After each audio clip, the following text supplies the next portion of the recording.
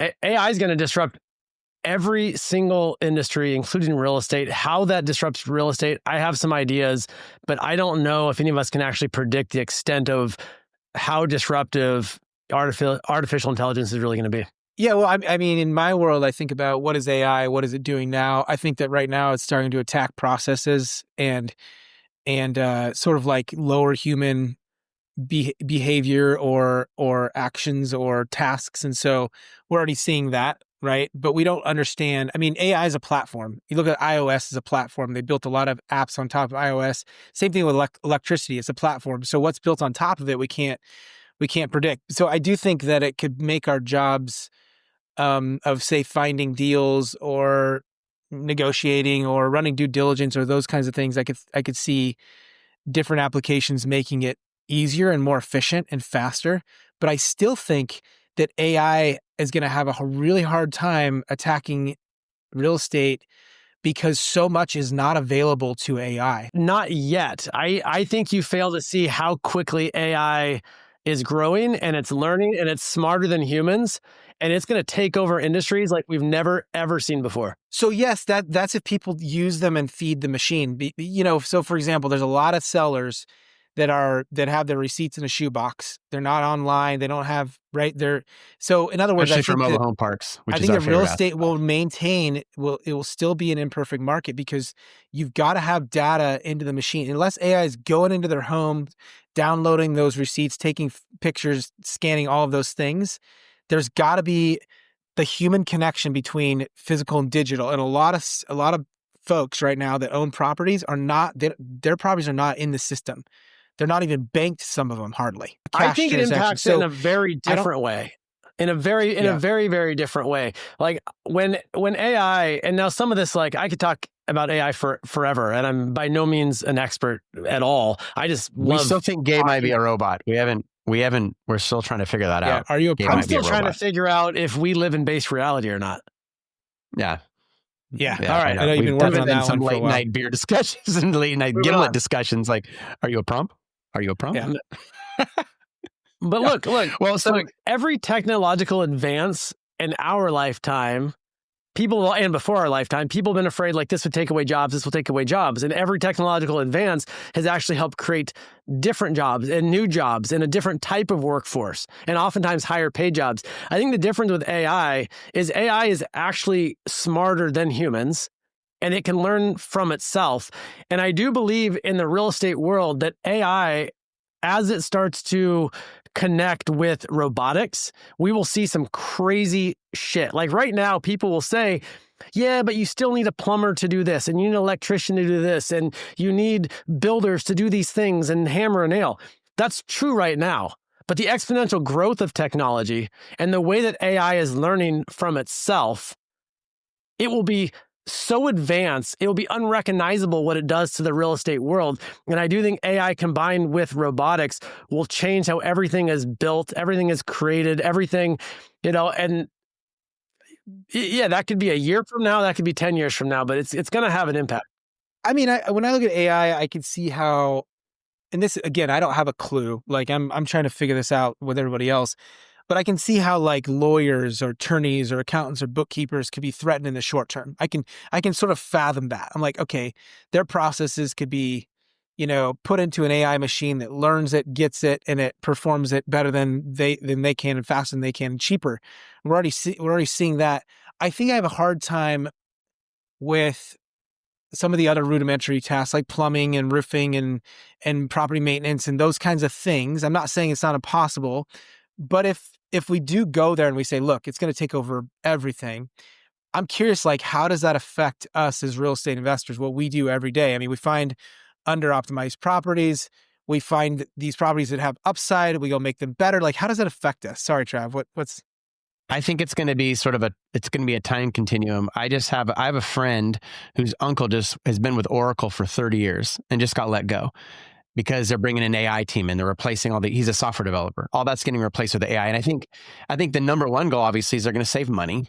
But I think more importantly, this AI is going to start writing code and then making that code better and better at exponential rates. And so how does this affect real estate? I feel like the tech stack is going to be something we can't even wrap our tiny little brains around. And you're going to see things that happen. First of all, I think it's going to be really beneficial. Like, first of all, it's going to be beneficial. Then it's going to, become robots and kill us. But the beneficial, I'm joking, but I think the beneficial part is underwriting, right? I mean, it takes a lot of work to underwrite. And even like you talk about these mom and pop shoebox sort of like sellers, they're going to send you all these scanned copies of receipts. You feed it to the AI machine. It's going to print out a great pro forma tool. It's going to help you understand. It's going to consolidate massive amounts of data into specific location. Like, this is why this location population is growing. This is the prediction on job growth. This is the prediction on valuations and cap rates. Here's the different debt scenarios and the deal structures. At the snap of a button or snap of a fingers, you can calculate all of those things really fast. So it's going to make our job a lot easier. So I think if you're trying to buy property and you're trying to scale a portfolio and you're not at least understanding AI, you could get left in the dust because your competitors are going to figure that out a hell of a lot faster. And I think plumbing can be taken over by robotics. To Gabe's point, I do agree with that. I think someday you're not going to see crews of people on roofs, roofing houses. I think you're going to see all this going to be robotics. It's going to be AI. It's going to be like 3D printing. Construction's going to happen at a rapid pace. So like this whole, I submit a permit and then I don't have a house till, 2 years later, or an apartment complex 2 years later, that time frame is going to be compressed. But to Mitch's point, I agree with the emotions. You cannot take the emotions out of real estate. You're going to have, it's not a perfect market. It's not the price of soybeans. This is the price. This is what you sell it. This is you buy it for. You're going to have a seller that's losing money in another asset, needs to sell a good asset to you at a discounted price, is going to be offering creative seller financing terms. So I still think that's what I've always loved about real estate, even more than just trading publicly traded stocks and bonds, is because it is an imperfect market. And with an imperfect market, you can leverage that and you can get rich and build a great portfolio doing that. I think the mom and pop will adapt though too. I mean, it's the same thing. Like, you had mom and pop, like, who's going to use the internet? Who's going to use the internet, right? Everyone uses the internet now. You got mom and pops using... It's still a fad. I still think the internet's a fad. I think that's going away. Internet's going away. Yeah, but also the mom and pops are going to be the net, like, in not too long. The mom and pops aren't the baby boomers anymore. They're going to be me. Right?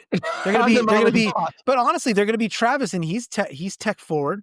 So like there's only so many mom and pops, and I'm arguing against myself here, that are keeping receipts in shoeboxes. Like, that's kind of more and more rare as we go along. I mean, my parents are in their 70s and they're very tech forward. They have all the tech. And so I think that's, in other words, like, going back and arguing against myself, everything is going online.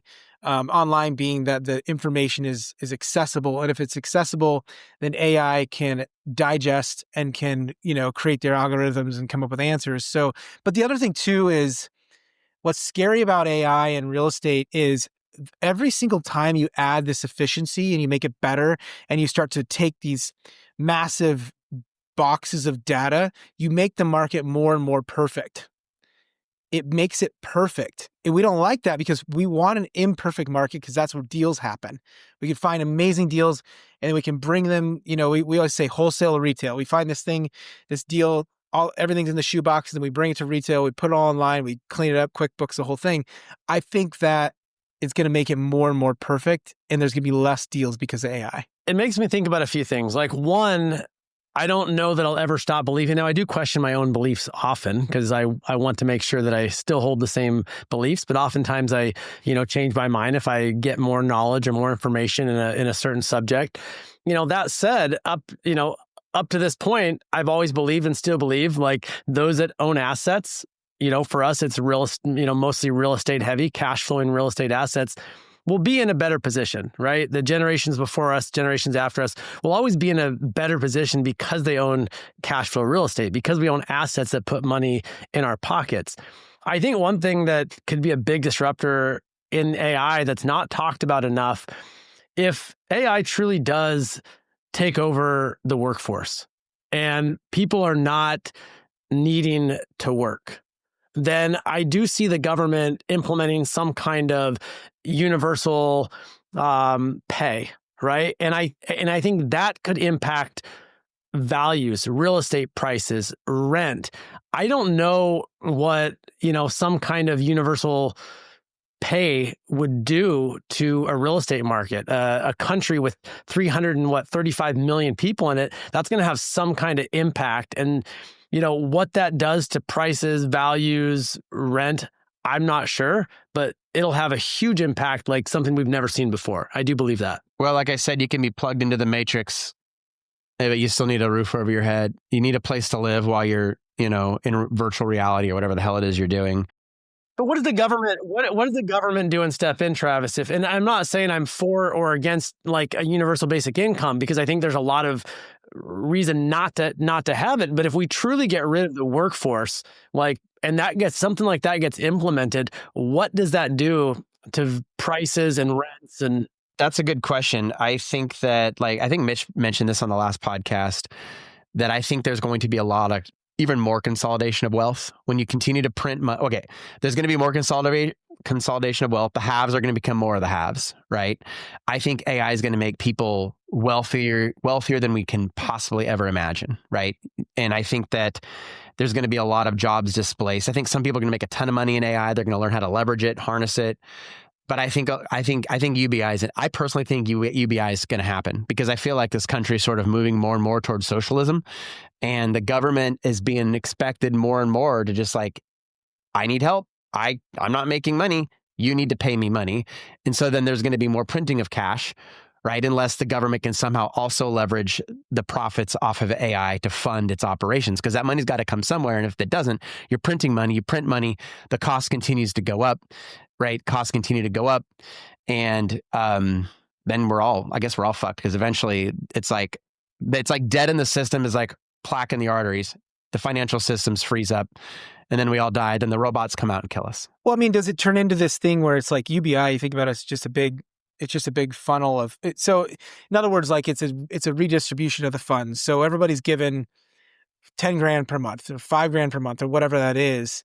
And then does it turn into this thing where it's like you're given this check, and then everything that you do, you rent. So rent goes automatically to the home or the apartment or wherever you live, mobile home park. And then you rent your cell phone, and you rent your service, and you rent your car, and you rent your, I can see, if you look over time, it used to be you own your own 5 acres, you own your own house, you own the plow, you own the animals, you own the garden, you own the food, all the stuff. And it's gone away from that. And it feels like systematically it's going towards this, I receive some resources, and the resources are distributed out to things that I don't own and I rent. And then it just kind of recycles again. I mean, but this time, so what does that do for you as an investor? What does that do? Does this put you in a better position or a worse position? Well, I think that still the people who own the assets are going to collect the money. I mean, if we're already seeing with Section 8 and vouchers and that kind of stuff. I mean, Ken McElroy talked about it. It's still flowing through them, and it's whether it's from the government or from somebody working a job, the money's the same color and it does the same thing. So I think that you could see, a massive consolidation of wealth, the assets in the hands of the few, most people receiving maybe a UBI in the future if robots are running our economy, and it's funneled into the assets owners, and it's just constantly redistributed. Which is going to create more and more consolidation of wealth, which is going to piss the middle class that's being vaporized off. And then, as Ray Dalio says, then we have a civil war, right? Or there's some sort of civil disruption. I mean, I was in the tech world with my telecommunications company. At the end, they had this saying called as a service, right? You hear a software as a service. Back in the day, you would buy a piece of technology equipment, like a network switch, or you'd buy a phone system or a server, and you bought and owned it. And then and this was 5 years ago when I got out of that, everything was becoming as a service. Network as a service, software as a service, everything as a service. And I think that's exactly what you're saying in the consumer world, is everything's going to be consumed as a service. And then, except I do agree with you, asset owners, if you own the assets now, if you do what we're doing, we're scaling our real estate portfolios, we're buying on sound fundamentals, we're buying apartment complexes, triple net industrial like Gabe, we're buying mobile home parks, you're buying these assets, you're going to be the one, just like these companies that were selling XYZ as a service. We're selling housing as a service. We're selling industrial as a service, storage as a service. And those companies got really, really wealthy and their multiples went through the roof because they converted from a one-time revenue model to a reoccurring revenue model, which you get way more higher multiples in the business world. So I guess go out and buy assets, right? Go buy assets on sound fundamentals, be the asset owner. And then you're going to have to get guards and gates and stuff because you're going to get wealthier and wealthier because you're receiving all of this income from renters. And then the renters are going to hate you because you were smart enough to go take action. And then you're going to have to defend yourself from the hordes of people that hate you and the robots that want to kill you. Yeah. The other thing too, though, is like, I love where you're going there, Travis. But I also think that like, a world with UBI is scary to me because I think that humans were born to work. We were born to wake up and struggle. I think struggle is a part of who we are, and we need struggle because struggle adds sort of like a delta between a good day and a bad day, a hard day. We need hard days to have good days, dark to need light. Like, so for me, a world where there's UBI is a scary thing because you've got a ton of humans that do not work. They don't produce. They're not giving any value. They're just, there's no incentive to create. Yeah. There's no incentive. The other thing too is like the people at the top, if the people at the bottom are just collecting UBI and the people at the top are filthy rich and, collecting all the funds as they flow back into assets, there's no reason for the people at the bottom to stay like, in other words, there's no value for all of history. The peasants and the people that were poor, there's a reason that they're there, right? They provided value. They go to work. They were part of the machine. If they're totally removed from the machine, that does scare me a little bit because what happens to folks when they're not worth anything in the economy? I think people, anyways, it's unknown, but it's kind of a weird thing. And I think you could have a lot of people that are wandering around collecting things that have absolutely no input to the economy. Well, I just wanted to throw robots are going to kill us one more time into this. Yeah, you said that like 8 times. I'm starting to think that you want robots. Like you want robots. I'm just joking. I'm trying to add humor to it, but I do agree with you. I think anytime you take, that's why you could hate our country, love our country, be red, be blue, whatever. At the end of the day, I think our country is great. We lead the world technologically in innovation because there's capitalism, there's the profit incentive, there's people that are striving to create more value, answer bigger questions, solve bigger problems. And if AI is doing all of that and we can't even keep up because AI is growing so fast and basically we're just like these meat puppets that are receiving UBI, universal basic income, I think that's a big problem. I think that's a huge problem socially. I think you're going to see a lot of mental health issues. You're going to see strife. We're already seeing divisiveness in our country just through, the printing of money and inflation and the eradication of the middle class. Like people get angry, people get pissed. People need to feel like they are serving a purpose and they are providing value. And to Mitch's point, and when you lose that and you lose that incentive, it's terrifying. Now it's like, well, I'm bored. I have this UBI. Now I think I'm just going to go start a revolution because what the hell else am I going to do? So Travis, I don't disagree with you. The argument against that though is that if basic needs are met, then people can focus on things they're passionate about, excited about. We've kind of done that, right? We've built up enough cash flow through our real estate to be able to focus on the things that are important to me, right? Like I get to spend time with my wife and kids. I get to go work out in the middle of the day. I get to go travel. I get to do what I want to do when I want to do it because you have outsized cash flow from your real estate portfolio. But what if you have just enough to live? But not only just enough, but you also didn't earn it. I don't disagree. I don't disagree with you. I'm just taking the other side of like, I've heard the argument of like, hey, if basic needs are met, then people can focus on these other things that may be important to them. But yeah, if everybody had this same basic income, then it's just keeping everyone, I guess, poor at a little bit higher level than where they are poor today. Yeah. Well, you look at communist countries and the people that make the money are the people that get into government. They're the people that are allowed. Things break down. There's corruption that happens. And I think you could see a lot of that. And I think if you're just making enough to get by, it depends on who you are. Some people are just happy with that. And I think our governments, not to be a conspiracy theorist, really want to keep people just happy enough to get by. Hey, go put 40, 50, 60-hour a week in at the company, at the factory, at your W-2 corporate job. Give your money to the government. Give your money to the money managers on Wall Street. Keep taking the blue pill, right? Because we need these worker bees to get wealthy and to build enterprise valuations in our companies. And we need renters. But what if they don't need you, though? That's the thing I'm trying to say. Right now, we need these worker bees. Just enough. If you don't... They're going to keep it happy just enough so that they're not going to start a civil war or rebellion. I would think that would be like government's job, or that would be like their major motive. I just hope that we, if we have UBI, I do hope that we still have this element to our country where you can still go create something better than UBI. Right. Yeah, because you're like, look, 100%. I get $5K people need a month, and you're like, you're barely even getting by. And you're like, well, for those who want to go build something, I don't want the system to break so far to where there's not that option. Because that's what makes us beautiful, I think. People want a ladder to climb, for sure. Yeah. Most people, a lot of people, not everybody. Sorry. Well, I think those that are attracted to success in any atmosphere, whether, in any life, it doesn't always have to be financial. Like, they're going to pursue their dreams and passions regardless. I think, being an entrepreneur, I think it's almost, some say it can be taught, but I think for some people it's so innate that regardless of, what we do as a society, people are going to be driven to go out there and create and build and do things. Some people are going to never want to stop, working with their hands. Other people are going to never want to stop building wealth or building a company or being innovative, right? I think it's just, at some point, they're going to be in competition with AI, and AI is going to have the ability to do a lot of these things, and it is going to take away, potentially that drive for humans. I mean, I guess we'll just have to stay alive long enough to find out. Well, I was listening to this podcast the other day, and again, I'm not an AI guy, but I mean, I'm trying to understand it.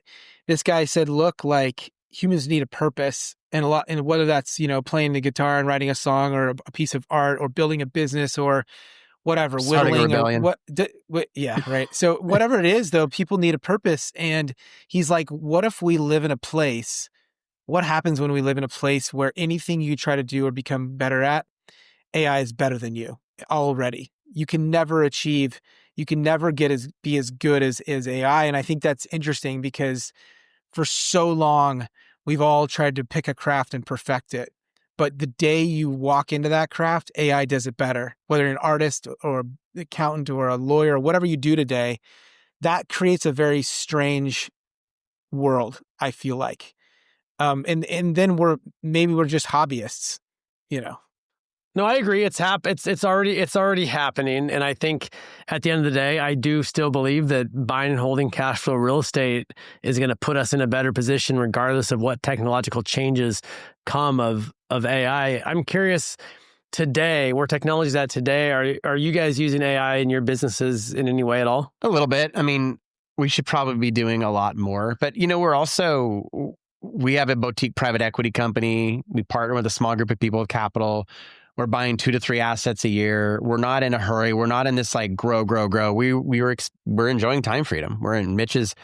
We're up in Canada, in Banff. You're out and running around with your family again. I mean, like, we're enjoying that. So it's like I could, if I was in my 20s and 30s and I was like grinding and growing and building, I would probably be a lot more immersed in AI. But I will tell you, like, even me being the old man on the show here, and I would recommend people that are listening to this, don't bury your head in the sand and think this AI thing is going to be a fad, just like people thought the internet was. Like, understand it and learn how can you leverage AI as a tool to facilitate what you're trying to do. Whether if you're trying to learn music, or you're trying to understand law or accounting or financial statements, or you're trying to find good real estate assets that can generate the highest amount of cash flow returns. If you're trying to underwrite these assets and you're trying, like, leverage AI as a tool, like make AI your friend. And then maybe when it becomes a robot and tries to kill you, it'll remember that you were nice to it. You can cut that. You can edit that last part out. Yeah, I don't know. Understand AI. It's important. Yeah, I've been using it for document review lately. Like, almost any legal document I've ran through ChatGPT, and it's pretty interesting. I'll send it to my asset protection attorneys. They do like some document review stuff. So I'll submit it to my attorney team, and I'll throw it in ChatGPT, and I'll ask whatever questions I want to about that document. And I get that back in like 30 seconds. And about a week and a half later, I get a very similar response from the attorney. So far, there's been charge you $500 for that response. Well, they actually don't charge me at all because I get it as part of a service that I paid for previously. So it is free document. Well, I mean, I paid for it at some point, but so far to date, anything that I've thrown in ChatGPT and that I've sent to the attorneys, the feedback has been almost identical. Not word for word, but almost identical. What I like about the AI, what I like about ChatGPT is I can keep asking questions. Well, what about this? If my concern is this in the document? Oh, where does it show this? How can I better protect myself? Right. And so from a document review, like on the legal side, I really like that. I started throwing in, doing some due diligence. I was looking at some commercial property and, you get all this due diligence information. And, I started off by just throwing it in there and saying, give me the good, bad, and ugly. And just by saying, give me the good, bad, and ugly on this property, like what it gave me was incredible. I mean, not only about the property and the location and all the financials that I put in there, but also about, growth of the area and just all these different metrics that it was just pretty fascinating. And I thought to myself, like, no matter how good I am at due diligence, and yes, I do believe there's maybe not always, but for a long time, still going to be a human element to investing in real estate. And I do believe in relationships. I was so impressed with the data that it spit out when I asked the simple question, give me the good, bad, and ugly about this property, that it's like, it's so tempting to just trust it fully. I'll never fully, I don't think, trust. I was gonna say, did you go back in and run your own manual due diligence and come up with the same conclusion? Yeah, they just, they just did it better. More in depth. Yeah. And faster. And way faster. Yeah. Yeah. So I think I'm trying to use AI to figure out how to break up my business partnership with Mitchell, how to literally fire him. We're 50-50, so that's tough, but I'm working on it. ChatGPT's. Yeah, we're strategizing. Yeah. Good luck. I do agree. I'll never leave you. I think if you make AI your friend right now and leverage it as a tool, go buy assets that cash flow. And you're going to be, like we always say this, you're going to be in a much better situation, regardless of what comes down the pipe with potential war, oil prices, up, down, interest rates, technology, whatever the case is. Owning lots of cash flow real estate was purchased on sound underwriting fundamentals, whether AI helped you out with those underwriting fundamentals or not, is going to put you in a much better situation than you would be otherwise.